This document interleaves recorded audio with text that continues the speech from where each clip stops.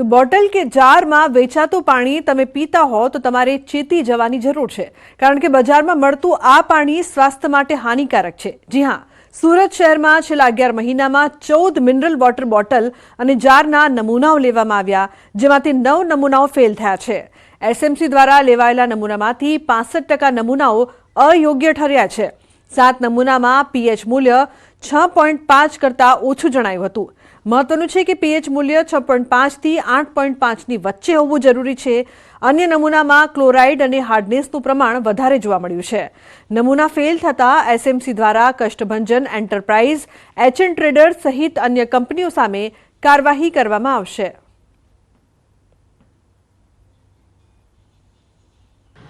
એ પ્રમાણે આપણે mineral વોટરના sample લેવામાં આવ્યા હતા, જેમાંથી 14 સેમ્પલ આપણે લીધા હતા અને લેબમાં મૂકેલા હતા. એમાંથી 9 સેમ્પલો જે ફૂડ સેફ્ટી સ્ટાન્ડર્ડના ધારાધોરણ મુજબના હોવા જોઈએ એ ન હોવાથી એમની સામે આગળની કાર્યવાહી કરવામાં આવે છે. સ્ટાન્ડર્ડ એક મુજબ એની જે કંઈ દંડની જોગવાઈઓ કે પેનલ્ટી હશે એ ત્યાંથી ઓર્ડર થશે એ પ્રમાણે એમની સામે પસંદ કરવામાં આવશે. તો રાજ્યમાં પ્રથમ વખત ભાવનગર એરપોર્ટને અત્યાધુનિક ફાયર ફાઇટર ફાળવવામાં આવ્યું છે.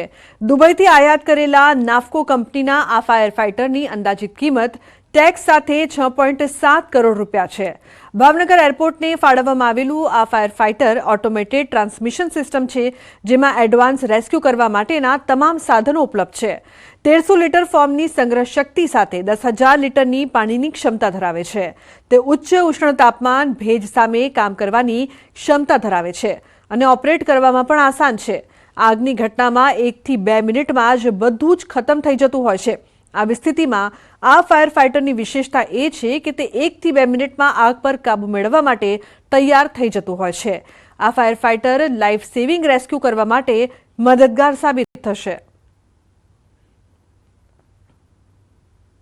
ये एक बहुत बड़ी उपलब्धि है हमारे एयरपोर्ट के लिए, क्योंकि गुजरात में किसी भी एयरपोर्ट में अभी तक ये व्हीकल कमीशन हुआ नहीं है. ये जो व्हीकल है ये बड़ा ही कैपेबल व्हीकल है, जो कि हमारे सेफ्टी और जो aircraft fire fighting and rescue services है इसको एनहांस करेगा.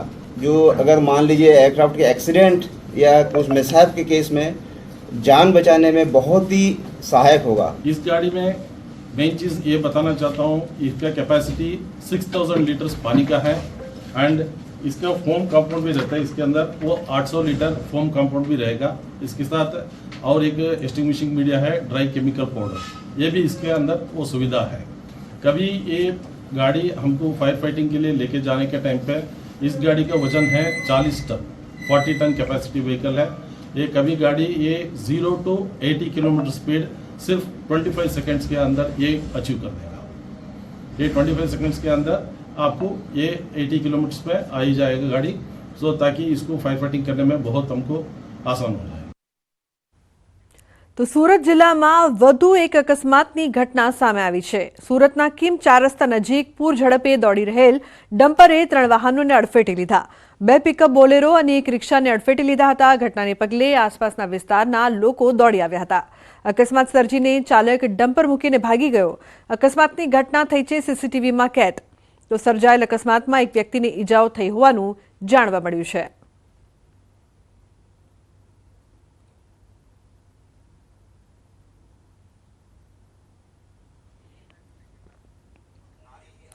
તો વલસાડના ભિલાડ નજીક ગુજરાત અને મહારાષ્ટ્રની બોર્ડર ટ્રકમાં આગ લાગી.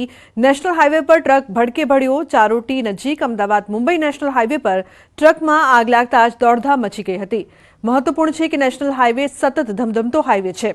હાઈવે પર વાહનોની અવરજવર વચ્ચે આ ટ્રકમાં આગ લાગતા જ અન્ય વાહન ચાલકોના પણ જીવ અદ્ધર થઈ ગયા હતા. આગ લાગવાના થોડા સમયમાં જ આખી ટ્રક આગની જ્વાળાઓમાં લપેટાઈ ગઈ હતી. ફાયર બ્રિગેડની ગાડી પહોંચવા સુધીમાં ટ્રક બળીને રાખ થઈ.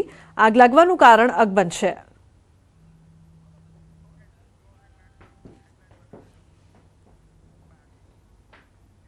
તો બુલેટિનમાં હાલ બસ આટલું જ. તમામ મહત્વપૂર્ણ સમાચાર માટે આપ જોતા રહો ન્યૂઝ 18 ગુજરાતી. નમસ્કાર.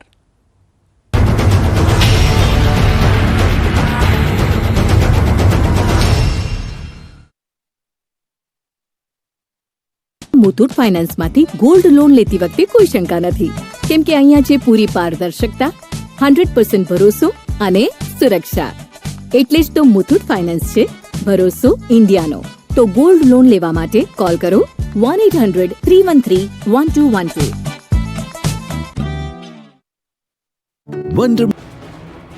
કડકડતી ઠંડીમાં ધરણા પર બેઠેલા આ છે ભાવિ શિક્ષકો. ધોરણ 1 થી 5 સુધી ચાલુ વિદ્યા સહાયક ભરતીમાં જગ્યા વધારવાની માંગ સાથે ઉમેદવારોએ ગાંધીનગર ગજવ્યું હતું.